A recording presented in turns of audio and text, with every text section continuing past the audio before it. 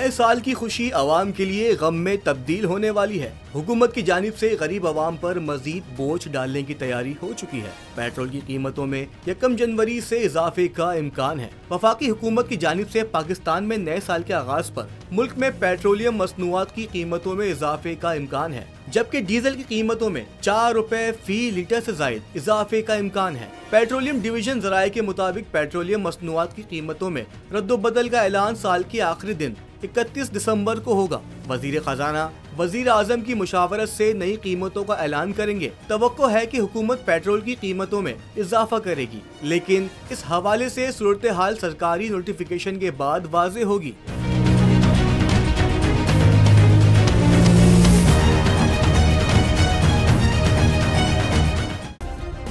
Subscribe करें और bell दबाएं ताकि कोई खबर रह न जाए।